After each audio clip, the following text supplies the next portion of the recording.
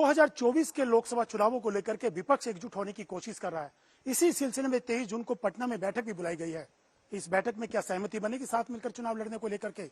अगर सहमति बनती है तो विपक्ष का प्रधानमंत्री पद के उम्मीदवार कौन होगा या बिना चेहरे के चुनाव में जाएंगे? इन्हीं तमाम मुद्दों पर बात करने के लिए हमारे साथ मौजूद हैं यूपी के पूर्व मुख्यमंत्री और समाजवादी पार्टी सुप्रीमो अखिलेश यादव। अखिलेश जी, आपका बहुत बहुत स्वागत है आज तक के इस कार्यक्रम में। मैं धन्यवाद देता हूं आपका। और आज तक को इसलिए धन्यवाद कि इस जगह बैठे जहां तक अधूरे काम दिख रहे हैं, भारतीय जनता पार्टी ने आज तक अधूरे कामों को पूरा नहीं किया। मैं आपका धन्यवाद देता हूं सफाई में आने के लिए। जी बहुत बहुत धन्यवाद। अखिलेश जी, 2024 क्योंकि चुनावी ईयर है, 2024 की बात हो रही है, आप लोग भी 2024 की तैयारियों में मस्त हैं, लगे हुए हैं। क्या 2024 के चुनावों में विपक्ष एकजुट होकर के चुनाव लड़ेगा मोदी और बीजेपी को रोकने के लिए? क्या रुक पाएंगे? मुझे उम्मीद है और उत्तर प्रदेश की जनता पर, देश की जनता पर, और खासकर उत्तर प्रदेश जहां से 2014 में भारतीय जनता पार्टी आई थी, इस बार 2024 में यहां से भारतीय जनता पार्टी जाएगी।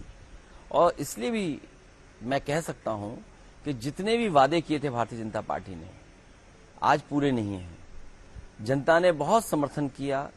दिल्ली में सरकार उनकी 10 साल पूरे कर रही है, यूपी में सरकार उन्हें दोबारा मौका मिल गया है, लेकिन काम कहां जमीन पर हुआ?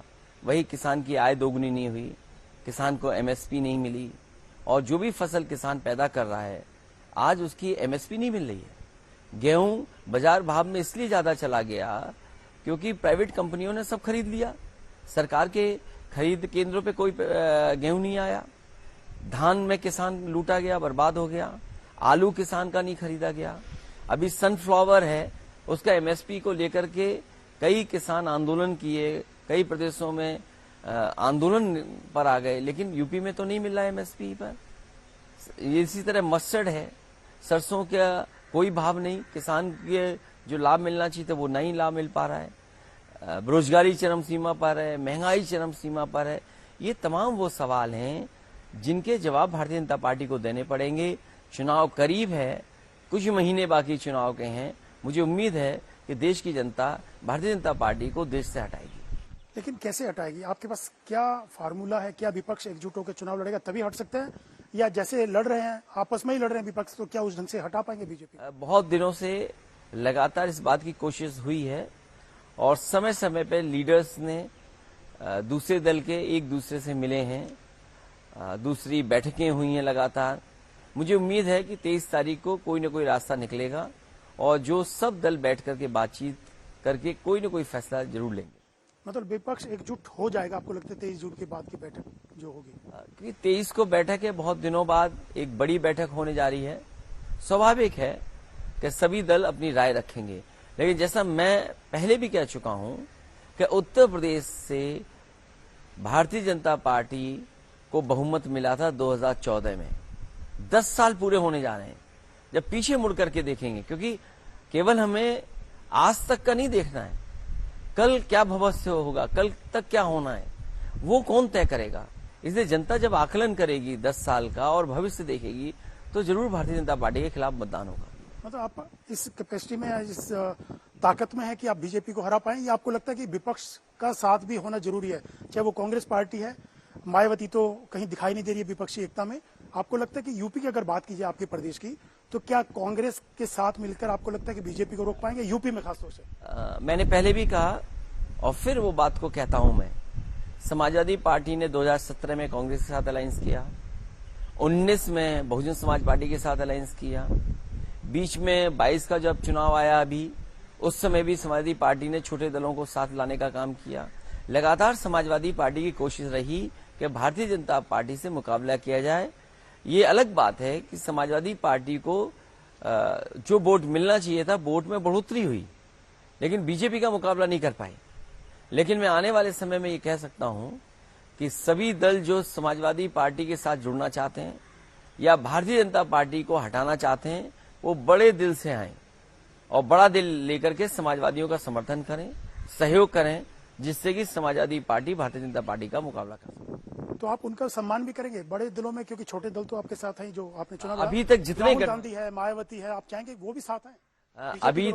अभी तक जितने गठबंधन समाजवादी पार्टी ने किए हैं, बड़े दिल से और ईमानदारी से गठबंधन चलाए हैं, गठबंधन का साथ दिया है और समाजवादी पार्टी के एक एक कार्यकर्ता नेता ने पूरा सहयोग किया, ईमानदारी से उनके पक्ष में मतदान कराए।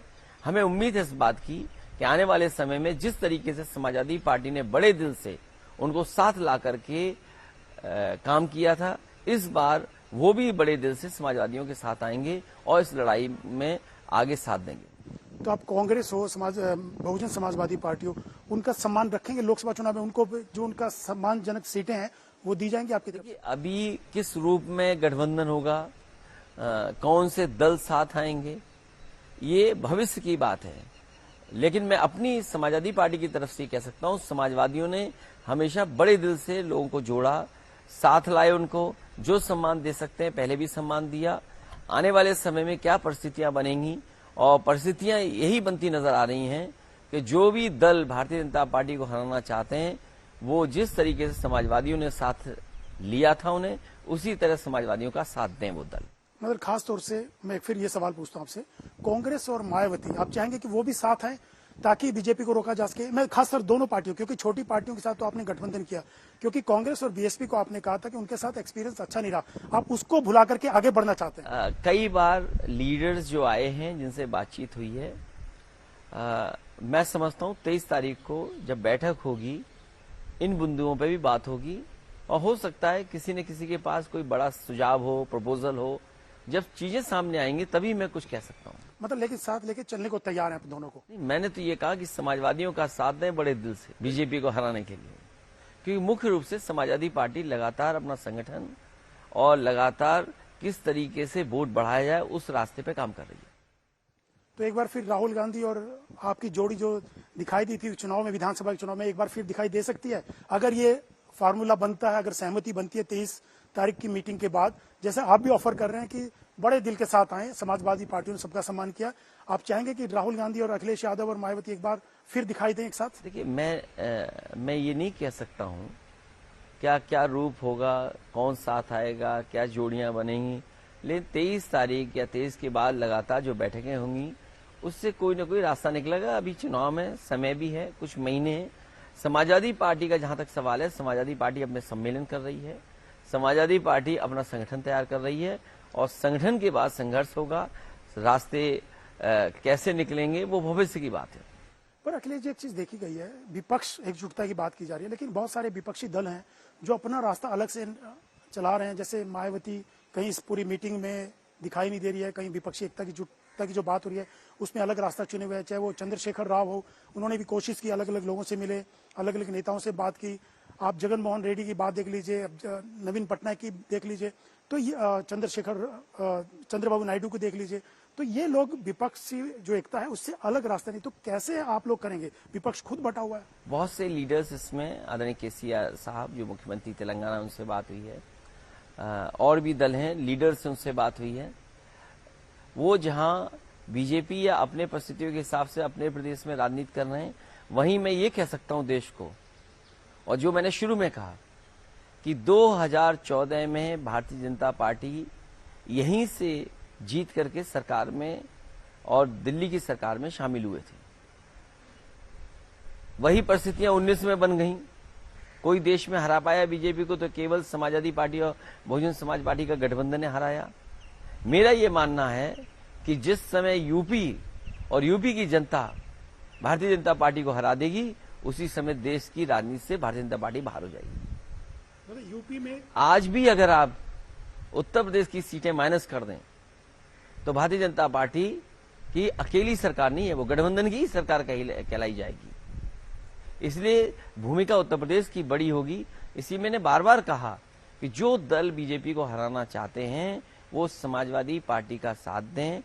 बड़े दिल से समाजवादी पार्टी ने हमेशा समझौता किया, साथ लाने का काम किया। हमें उम्मीद है इस बड़ी लड़ाई में, जहां लोकतंत्र को, संविधान को बचाना है, देश को उस रास्ते पे भारतीय जनता पार्टी ले जा रही है जहां मानवता खत्म होती जा रही है। आप देखिए उत्तर प्रदेश में क्या हालत है, उत्तर प्रदेश में क्या हालत हो गई कानून व्यवस्था की। बड़े पैमाने पर जो रोजगार देने की बात कर रहे थे, आज रोजगार भटक रहे हैं।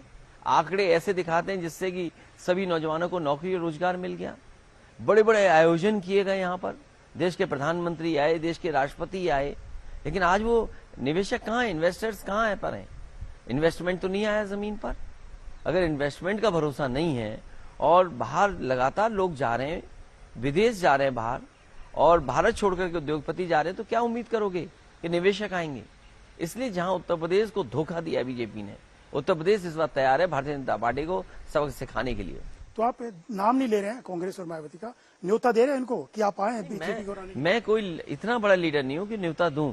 जो लोग इस प्रयास में, इस काम में साथ लाने में काम कर रहे हैं, मुझे उम्मीद है कि वो लोग साथ लाने का प्रयास करेंगे। उनका गुरेज नहीं है इन दोनों के आने से, साथ मिलने से आप चाहते हैं साथ? मैं केवल समाजवादी पार्टी उत्तर प्रदेश में कैसे भारतीय जनता पार्टी का मुकाबला करे उस दिशा में लगातार काम कर रहा हूं। पर किसी विपक्षी पार्टी को शामिल करने, साथ आने पे गुरेज नहीं आपको? मैंने कहा जिसको आना है बड़े दिल से आए, जब बड़े दिल से साथ दिया है, कोई भी हो, उसमें कोई भी दल हो सकता है। हम किसी दल को मना नहीं कर रहे हैं, लेकिन अपनी तरफ से मत चला देना कि मैंने सबका स्वागत कर दिया, सबको बुला लिया। तो उसमें कोई रिजर्वेशन आपकी? कोई रिजर्वेशन नहीं है मेरा। तो सबका स्वागत नहीं आपको? मैं सबका स्वागत है, बड़े दिल से आए। सब पार्टियां विपक्ष की? जो दल आना चाहता है समाजवादी पार्टी के साथ, खुले मन से, बड़े दिल से, और भारतीय जनता पार्टी को हराने के लिए ना है, कुछ स्वार्थ छोड़ देना चाहिए अपने देश के सवाल पर। उसमें कांग्रेस और मायावती? मैं किसी दल के बारे में कुछ नहीं कहता, सबके बारे में बात कर रहे मैं सबके बारे में बात कर रहा हूँ जी। तो लेकिन अखिलेश जी, बात हुई यूपी की, दूसरी बात हुई कि आपके विपक्षी पार्टियों की, अरविंद केजरीवाल दिल्ली और पंजाब में उनकी सरकार है, दोनों जगह कांग्रेस को हरा के आए। वो कह रहे हैं कि आप कांग्रेस और दिल्ली छोड़ दीजिए, कांग्रेस को कह रहे हैं हम मध्य प्रदेश राजस्थान में चुनाव नहीं लड़ेंगे। तो ये तो पहले से ही उन्होंने दावा पेश कर दिया कि भैया हमारे टेरिटरी में आप घुसो मत कांग्रेस को, तो शर्त लगा दी पहले से ही। तो ये कैसे पॉसिबल होगा? और कांग्रेस चाहती नहीं है केजरीवाल? ये सवाल न्यूज रूम के नहीं है, ये सवाल हमारे आपके नहीं है। ये जब कभी भी बैठक होगी लीडर्स की, उस समय की चर्चा के सवाल है। और हम लोग तो देखते हैं इधर कि जहां न्यूज रूम कॉमेडी रूम भी बन गए हैं। आप न्यूज चैनल पे देखिए क्या कॉमेडी हो रही है। तो इसलिए ये कुछ चीजें हैं, लीडर्स को आपस में बातचीत करने पर छोड़ दीजिए। जैसे बंगाल की बात कर लीजिए, बंगाल में लेफ्ट को हरा करके ममता बनर्जी है, वो लेफ्ट को पसंद नहीं करती है। अधीर रंजन चौधरी कांग्रेस के ममता बनर्जी के खिलाफ मोर्चा जो खोले, तो बात कैसे आप सब गठबंधन होगा? जो बात आप चैनल पर हमारे आपके बीच में करना चाहते हैं, ये बात लीडर्स पे छोड़िए आप, कि लीडर्स अपने आप को और एक दूसरे के सामने कैसे बात रखेंगे। लेकिन आपको लगता है कि सहमति हो जाएगी, सब डिफरेंसेस खत्म? देखिए, मैं उत्तर प्रदेश के बारे में कह सकता हूं, समाजवादियों की हमेशा कोशिश रही है और हमेशा कोशिश करेंगे, क्योंकि जो सवाल किसान के सामने खड़े हैं, मान लीजिए गन्ने का भुगतान नहीं है तो कौन गन्ने का भुगतान दिलाएगा? ये सरकार कहती थी 14 दिन में दे देंगे, आज भी किसानों का पैसा बकाया है। ये सरकार कहती थी हम आय किसानों की दोगुनी कर देंगे। एक भी मंडी अगर बनाई हो उत्तर प्रदेश में पिछले 6 साल में उत्तर प्रदेश सरकार ने, तो ये बताइए आप, एक भी जिला अस्पताल बनाया हो या जिला अस्पताल को ऐसा बना दिया हो कि गरीब का और गांव में रहने वालों का इलाज हो जाए। जो व्यवस्था हम लोगों ने दी थी, मान लीजिए एम्बुलेंस की, वो व्यवस्था खराब कर दी। पुलिस को क्या बना दिया? अभी तक उत्तर प्रदेश में कार्यवाहक डीजीपी है। मुझे तो ये लगता है कि सब जो डब्बे हैं वो सब अपने आप को इंजन समझ रहे हैं, और उसका परिणाम देखिए, उत्तर प्रदेश को भुगतना पड़ रहा है। अभी तक डीजीपी नहीं परमानेंट है। जहां सरकार को, मुख्यमंत्री को, मैं एक चैनल का इंटरव्यू देख रहा था, अधिकारी आकर के डिफेंड कर रहे थे सरकार को। आखिरकार अधिकारी किसका कहना मान रहे थे? मुख्यमंत्री जी का कहना मान रहे थे। मुख्यमंत्री जी को आकर के जवाब देना चाहिए, क्योंकि मुख्यमंत्री जी जवाब नहीं देना चाहते हैं, इसलिए अधिकारियों को भेज रहे हैं। और अधिकारी इसलिए मजबूरी में काम करते हैं। हमारी सरकार हो, आपकी सरकार हो, किसी और की सरकार हो, अधिकारी तो काम करेंगे नहीं करेंगे। आखिरकार उन अधिकारियों से गलत काम कौन करवा रहा है? वो भारतीय जनता पार्टी की सरकार है। और उसका परिणाम देखिए, 50 किलो चांदी लूट के ले जा रही है पुलिस। उनके सांसद थाने में घुस करके पिटाई कर रहे हैं, अपहरणकर्ताओं को उठा ले जा रहे हैं। अपहरणकर्ता जो थे, जिन पे आरोप था, उनको बचाने के लिए चौकी में पुलिस को पीटा। लेकिन वो तो कह रहे हैं कानून व्यवस्था की स्थिति ऐसी मजबूत कर दिया है कि माफियाओं को मिट्टी में मिला दिया हमने। देखिए, सवाल वो नहीं है। इसीलिए मैं कह रहा हूं कि जो काम मुख्यमंत्री करा रहे हैं, वो अधिकारियों से क्यों डिफेंड कर रहे हैं? क्या जो कैमरे के सामने गोली मारी जाए, ये आपको कानून व्यवस्था की वाहवाही मिलेगी? इससे आपको, आपके कैमरे के सामने गोली चल जाए, आप वाहवाही करेंगे? आपका गवाह सरकार की सिक्योरिटी में मारा जाए और सरकार की सिक्योरिटी मारी जाए, आप उसको कानून व्यवस्था बोलेंगे? आप कानून व्यवस्था ही क्यों नहीं बोलते हैं आप? कि चांदी चुरा के ले जा रही है पुलिस, कार्यवाहक डीजीपी है, ये कानून व्यवस्था है आपकी? और उन बेईमान कई भ्रष्ट अधिकारी बैठे हुए हैं जो पूरे उत्तर प्रदेश को लूट रहे हैं, ये कानून व्यवस्था मानी जाएगी? तो कानून व्यवस्था क्या है? महिलाएं बेटियों के साथ जो हो रहा उत्तर प्रदेश में आज कैमरे पे कैद है। कोई मैं वो बात नहीं कह रहा हूं जो मैं बनावटी कह रहा हूं। आप लगातार देखिए क्या खबरें आ रही उत्तर प्रदेश में, और तब आ रही हैं खबरें जब चैनलों को और अखबारों को न जाने कितना बजट दिया जा रहा है। इतना बजट दिया जा रहा है, अभी तक की पूर्व सरकारों ने किसी चैनल को, किसी अखबार को इतना बजट नहीं दिया होगा जितना ये सरकार दे रही है। उसके बाद भी खबरें आ रही हैं, सोचिए आप। तो क्या कानून व्यवस्था होगी यहां पर? और फिर इन्होंने बड़े बड़े आयोजन किए थे निवेशकों के, आएंगे निवेशक, कारोबार होगा, उद्योग चलेंगे। कहां गए निवेशक? जमीन पर तो कुछ नहीं पहुंचा। लेकिन कानून व्यवस्था के नाम से अखिलेश जी चुनाव जीतते जा रहे हैं। लेकिन सवाल सबसे बड़ा, फिर हम चुनाव की ही बात करें क्योंकि चुनावी साल है, क्या प्रधानमंत्री के चेहरे को लेकर के विपक्ष को उतरना चाहिए या चुनाव के बाद? क्योंकि शरद पवार जी ने भी कहा है, फारूक अब्दुल्ला ने कहा पहले चुनाव तो जीत लो, इस स्थिति में तो हो कि आप प्रधानमंत्री तय कर सकें। तो बिना चेहरे के 2024 में उतरना आपको लगता है बेहतर होगा या चेहरा होना चाहिए? देखिए, सवाल ये नहीं है कि चेहरा कौन हो। सवाल ये है कि बीजेपी पहले हटे और चेहरा अपने आप आता है। पूर्व में भी दिल्ली में जो सरकारें बनी हैं, आप और हम जानते हैं, अगर इतिहास को पलट कर के देखें, अपने आप चेहरे आ जाते हैं सामने, अपने आप प्रधानमंत्री बनते हैं और अच्छा काम होता है। ऐसा नहीं कि काम नहीं होता है। इसीलिए मैं कह रहा हूं कि सरकार हटे, बीजेपी हटे, दूसरी सरकार बने, चेहरा अपने आप आ जाएगा। लेकिन चेहरे भी तो बहुत से हैं, ममता बनर्जी, नीतीश कुमार, चंद्रशेखर राव, अरविंद केजरीवाल, कितने भी चेहरे राहुल गांधी का हालांकि केस चल रहा है, लेकिन अगर स्टे लग गया हाईकोर्ट अपर कोर्ट से तो सवाल चेहरों का नहीं है। चेहरे तो हमारे पास है ना, क्योंकि बात पुरानी हो जाएगी, हम फिर वही बात कहें दोबारा। हम पे तो चॉइस भी है विपक्ष पर। क्या बीजेपी पे चॉइस है? और अगर चॉइस है, इसीलिए तो कार्यवाहक डीजीपी है उत्तर प्रदेश में। ये बीजेपी के लोग समझ लें चुनाव कुछ और है, लेकिन बीजेपी इस प्रयास में है कि उत्तर प्रदेश में ही बीजेपी हार जाए। इनके मंत्रियों का व्यवहार देखिए, क्या बातचीत कर रहे हैं। अगर हम लोग कुछ मुंह से निकाल दें तो संस्कारों की बात हो जाएगी। जनता सोचिए इनके मंत्रियों के सामने क्या कह रही है। इस प्रदेश में जो काम हो जाना चाहिए, जो भरोसा दिलाया था कि मां गंगा साफ हो जाएंगी, गंगा साफ बहेगी, बताओ गंगा साफ हो गई? यमुना साफ हो गई? जो भरोसा दिलाया गया था कि महंगाई कम हो जाएगी, आज देखिए डीजल पेट्रोल की कीमत क्या है, रसोई गैस की कीमत क्या है, दालों की कीमत क्या है। ये ठीक है कि बाजार भाग में और गेहूं खरीदा गया, लेकिन सरकारी केंद्रों पे गेहूं नहीं पहुंचा। जब बड़े शहरों में और शहरों में आटा खरीदा जाएगा, उसकी कीमत क्या होगी? आज गरीबों को क्या हालत है उनकी? तो इनका जवाब क्या है? क्या कारखाना लगा यहाँ पर, उद्योग क्या लगा, बिजली इतनी महंगी दे रहे हैं। मैंने सुना है कि मुख्यमंत्री जी मंत्री को पे आरोप लगा रहे हैं कि मंत्री की वजह से, बिजली मंत्री की वजह से बिजली नहीं आ रही, अधिकारियों की वजह से बिजली नहीं आ रही है।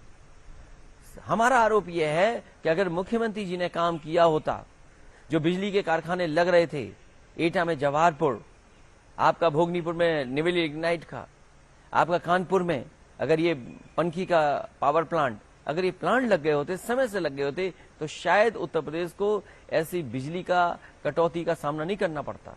बुजुर्गों की हालत क्या है? बिजली नहीं मिल रही, यहाँ महंगी कितनी दर है यहाँ पर।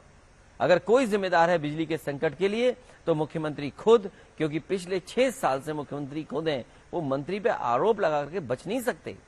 ये मंत्री की गलती है या अधिकारियों की गलती है, सरकार जाने।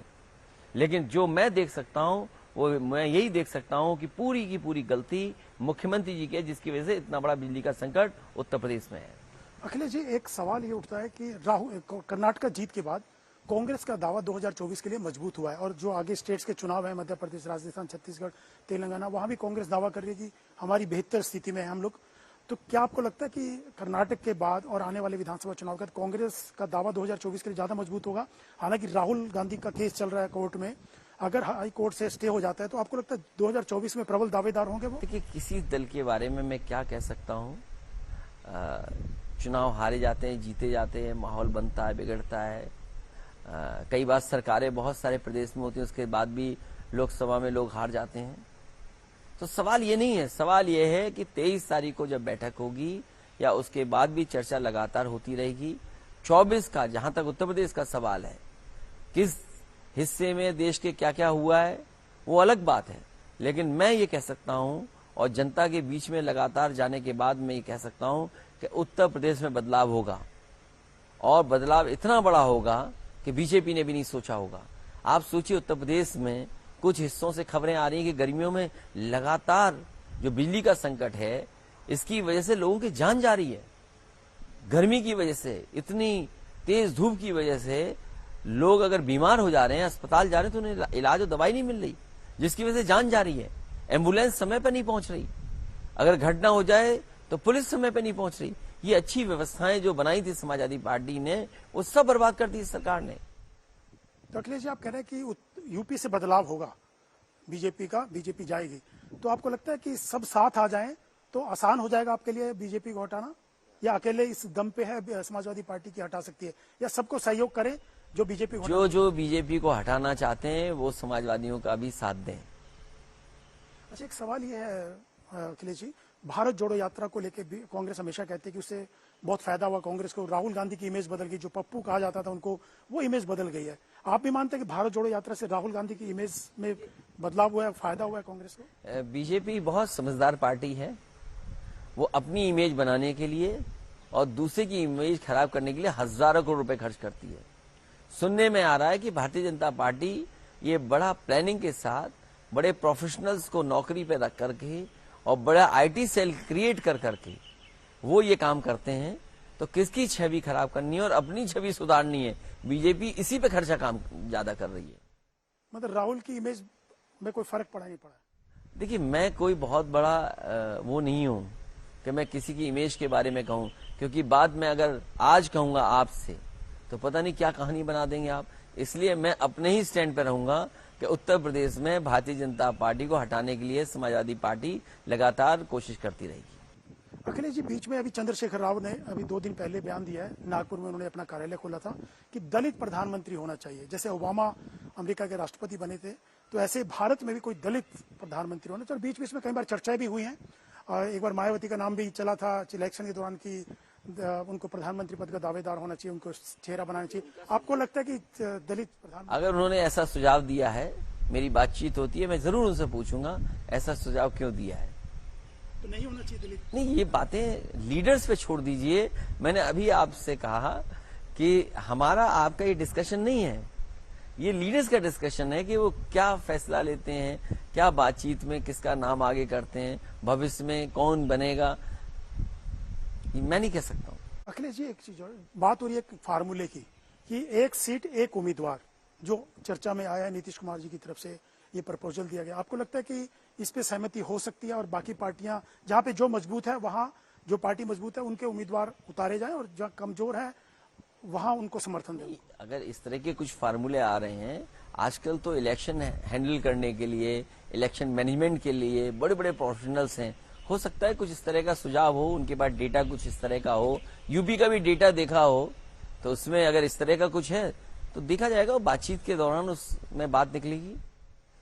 मतलब ये प्रपोजल है सामने? नहीं, मेरी जानकारी में नहीं है, मैं तो अखबार में पढ़ रहा हूँ या कभी कभार मैं टीवी पे सुनता हूँ, लेकिन मुझसे व्यक्तिगत इस तरह के फार्मूले के बारे में किसी ने नहीं कहा। लेकिन अखिलेश जी, जितने भी सर्वे विश्लेषण आए हैं उसमें नरेंद्र मोदी को बहुत ऊपर दिखाया गया है, बाकी विपक्षी जो पार्टियों के नेता बहुत नीचे हैं प्रधानमंत्री की अगर बात की जाए चेहरे के तौर पर, तो कैसे उनको टक्कर दे पाएगा विपक्ष? स्वाभाविक है, सरकार उनकी है, सर्वे करने वाली टीम उनकी है, तो स्वाभाविक वो नंबर 1 पे ही रहेंगे। लेकिन मैं तो ये जानता हूं इतना सा कि जिस हाईवे पर हरकुलस हवाई जहाज से उतरे थे वो समाजवादियों की डिजाइन्ड हाईवे था, और समाजवादियों ने अगर वैसा डिजाइन न किया होता तो शायद देश के प्रधानमंत्री हरकुलस लेकर के ऐसे एक्सप्रेसवे पर नहीं उतर पाते। हम तो इतना ही जानते हैं बस। तो अखिलेश जी, अगर विपक्ष एकजुट नहीं हुआ, अगर नहीं सहमति बनती, क्योंकि बहुत बार ऐसी चीजें होती हैं, हर 2019 में भी कोशिश की गई थी, पहले भी कोशिशें होती रही, अगर विपक्ष एकजुट नहीं हुआ तो मोदी को हरा पाएगा विपक्ष एकजुट नहीं? मैंने आपसे कहा कि पहले चैनल पे क्या चाहूंगा हूं कि पीडीए हराएगा एनडीए को, और मैंने पीडीए का फुल फॉर्म भी बताया था, पिछड़े दलित अल्पसंख्यक मुसलमान भाई इजा सब मिलकर के भारतीय जनता पार्टी को इसलिए हराएंगे क्योंकि भारतीय जनता पार्टी ने जो नारा दिया था सबका साथ सबका विकास, ये इन्होंने धोखा दिया है, ठगा है। क्योंकि जब तक बराबरी नहीं होगी तब तक सबका साथ कैसे होगा। हम तो ये कहेंगे सबको ठगो और सबका क्या है, सबका साथ सबका विकास। तो है ठग का साथ ठग का विकास। ये ऐसी पॉलिसी चलेगी। आप कह रहे हैं सबका साथ सबका विकास, बराबर हुए नहीं, हम बराबरी आई नहीं, तो कैसे संभव है। मुझे तो यही लगता है कि इतनी बड़े पैमाने पे बेईमानी, और जाति जनगणना क्यों ना हो, जाति जनगणना हो, और अगर जाति जनगणना नहीं हो रही है तो इसका मतलब पिछड़े दलितों को ठगा जा रहा है। इसीलिए ठग का साथ ठग का विकास ही इनका नारा हो जाएगा। लेकिन अखिलेश जी, बीजेपी और मोदी कई बार बोलते हैं कि जो विपक्षी पार्टियां हैं वो सीबीआई और ईडी के डर से इकट्ठा हो रही हैं, डर के मारे, ताकि कुर्सी उनको मिल जाए और बचा जा सके। देखिए, सीबीआई, ईडी, इनकम टैक्स, ये कांग्रेस के जमाने में भी चलता था, ये कोई नई चीज नहीं है। और देश की जनता ये समझती है कि दिल्ली वाले जो लोग हैं वो ईडी, सीबीआई, इनकम टैक्स से डराते हैं। स्वाभाविक है, किसी की जांच कर लोगे कोई ना कोई कमी निकलेगी, किसी की जांच कर लीजिए आप। और ये पहले दूसरी सरकारें करती थी, आज बीजेपी कर रही है। कम से कम कांग्रेस से बीजेपी कुछ तो सीख रही है, कुछ तो कांग्रेस के रास्ते पे बीजेपी चल रही है। आप बीजेपी से पहले देखिए, जिन लोगों के ऊपर सीबीआई, ईडी या इस तरह के इनकम टैक्स से छापे पड़े, वो कौन लोग थे, किन पे छापा पड़ता था, और आज किस पे छापा पड़ता है। सवाल वो नहीं है, सवाल ये है क्या निवेशकों को बुलाया गया था वो उत्तर प्रदेश में आएंगे कि नहीं आएंगे। भारत छोड़ करके इतने बड़े पैमाने पे उद्योगपति, व्यापारी और पैसे वाले क्यों जा रहे हैं, बेरोजगारी क्यों, कैसे खत्म होगी, महंगाई कैसे नियंत्रण में आएगी, किसान की आय दोगुनी होगी कि नहीं होगी। और जो आंकड़े कभी कभी आते हैं, वो झूठे आंकड़े जो आते हैं, क्या हमारा देश वाकई में तरक्की कर रहा है। इसीलिए मैंने यहां जो अधूरे काम है वो देखिए आप। हमें केवल आज तक की चिंता नहीं है, हमें कल तक की चिंता है। इसलिए मुझे उम्मीद है कि सभी दल साथ आएंगे, क्योंकि कल तक की चिंता सभी दलों को है। विपक्ष के पास ऐसा कोई चेहरा जो मोदी को हरा सके, जो टक्कर दे सके? बहुत से चेहरे हैं। कौन कौन? क्या चेहरे की कमी है, आप देख लीजिए, सब अच्छे चेहरे हैं। कौन चेहरा खराब है, आप बताइए।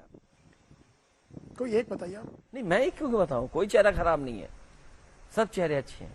मतलब चुनाव से पहले भी सामने आ सकता है वो चेहरा। ये बीजेपी चाहती है कि ये प्रचार हो कि सभी दल मिलकर के बीजेपी का मुकाबला करना चाहते हैं, उसका झूठा प्रचार करेंगे। देखिए, सवाल वो नहीं है, बुनियादी सवाल क्या है, क्या पिछड़े दलितों को सम्मान मिला। आपके जितनी बड़ी बड़ी संस्थाएं हैं, बीएसएनएल देख लीजिए, एयरपोर्ट देख लीजिए, ओएनजीसी देख लीजिए, क्या सरकारी नौकरियां निकल रही हैं। और अगर सरकारी नौकरियां नहीं निकलनी है, इसका मतलब क्या बाबा साहब भीमराव अम्बेडकर जी का दिया हुआ संविधान, उसके तहत जो हक अधिकार है वो नहीं छीना जा रहा। आप प्राइवेट नौकरियां दे रहे हैं, कॉन्ट्रैक्ट पे नौकरियां रख रहे हैं, आप आउटसोर्स नौकरियों में रख रहे हो, क्या इसमें आरक्षण लागू है। ये सवाल बड़े हैं, इसलिए बीजेपी इनसे भागना चाहती है।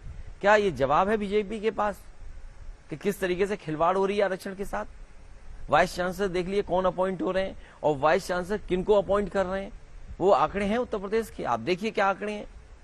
इस प्रदेश के झूठे प्रचार हो रहे हैं कि ये एयरपोर्ट बना लिया, वो एयरपोर्ट बना लिया। हमें ये बताएं कि मुख्यमंत्री जी ने कौन सा शिलान्यास किया था जिसका उद्घाटन कर दिया एयरपोर्ट बना करके। अरे पुराने एयरपोर्टों को ही कह रहे हो आपके एयरपोर्ट बन गए। और दूसरों की बात छोड़िए, मुख्यमंत्री जी अपने गोरखपुर को जोड़ने के लिए एक लिंक एक्सप्रेसवे बना रहे थे। बताइए, 90 किलोमीटर का लिंक एक्सप्रेसवे 6000 करोड़ का बनेगा।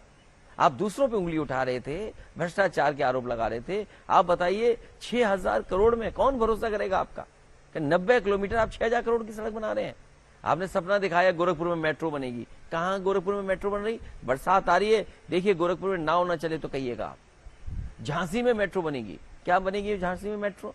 मैंने सदन में पूछा कि स्टेट बजट से मुझे एक 4 लेन बता दो जो आपने बनाई हो। आप कह रहे हो सुपर हाईवे बनाएंगे। अरे भाई, एनएचआई एक्सप्रेसवे के लिए पैसा नहीं दे रहा आपको, आप सुपर एक्सप्रेसवे कौन सा बनाने जा रहे हो। इसलिए ये भारतीय जनता पार्टी के लोग केवल झूठा प्रचार करते हैं, और झूठा प्रचार कर करके नफरत फैलाते हैं, और नफरत के सहारे ये सत्ता में आना चाहते हैं। लेकिन देश जाग गया है, पीडीए जाग गया है। इस बार मुकाबला पीडीए करेगा एनडीए का। लेकिन मोदी योगी की जोड़ी को यूपी में कैसे रोकेंगे आप? ये कोई जोड़ी है? अरे सब डब्बे इंजन समझ रहे हैं अपने आप को, ये नहीं पता आपको। जो डिब्बे हैं वो इंजन समझ रहे हैं। आप समझिए बात को, सपने बड़े हो गए हैं सबके, वो किसी का चुनाव नहीं देख रहे हैं यहाँ के लोग। एक आखिरी सवाल अखिलेश जी, कांग्रेस के नेताओं की तरफ से लगातार बयान आते रहते हैं, चाहे कमलनाथ हो, बहुत से लोगों ने कहा है कि कांग्रेस मुख्य विपक्षी दल है, बड़ी पार्टी है, पुरानी पार्टी है, उनके अम्ब्रेला के नीचे सबको आना चाहिए। तो पुरानी पार्टी है तो हो सकता है पुराने ख्याल भी हो, लेकिन 23 तारीख को तय होगा। पुराने ख्याल कैसे? नहीं, मैं उस बात पे चर्चा नहीं कर रहा हूँ। आप कह रहे हैं पुरानी पार्टी है, तो मैंने कहा पुराने ख्याल भी हो सकते हैं। जो चर्चा 23 को होनी है और उसके बाद लगातार बातचीत होगी, तभी कोई रास्ता निकलेगा। मतलब एक पार्टी के अम्ब्रेला के नीचे आना क्यों नहीं आएंगे? मैं कह रहा हूं कि जब सब दल बैठ रहे हैं तो कोई ना कोई बैठ करके बातचीत होगी। जो बातें हम और आप डिस्कस करना चाहते हैं वो शायद हम आप न डिस्कस करें। जब लीडर्स बैठेंगे तो कुछ रास्ता निकलेगा, क्योंकि सब लीडर्स के पास अनुभव है, एक दूसरे के साथ काम किए हैं, गठबंधन चलाए हैं। गठबंधन में क्या क्या दूसरा दल उम्मीद करता है, दूसरा क्या मांग रखता है। कोई लीडर ऐसा नहीं है जिसने गठबंधन न चलाए हों या अनुभव के साथ न बैठे हों। तो शायद उनका अनुभव और उनकी जो सूझबूझ है उससे कोई ना कोई रास्ता निकलेगा। बहुत बहुत धन्यवाद अखिलेश जी हमसे बात करने के लिए। ये थे समाजवादी पार्टी के सुप्रीमो अखिलेश यादव, जिनका साफ तौर से कहना है कि तमाम विपक्षी पार्टियां एक साथ आएंगी तो कुछ ना कुछ रास्ता निकलेगा। और यूपी में खास तौर से इस बार बीजेपी का सफाया हो जाएगा। और यूपी में आई थी, यूपी से ही जाएगी बीजेपी, लेकिन 23 जून की जो बैठक है उस पर सबकी नजरें टिकी हुई हैं। अभी के लिए बस इतना ही। बाकी खबरों के लिए देखते रहिए आज तक।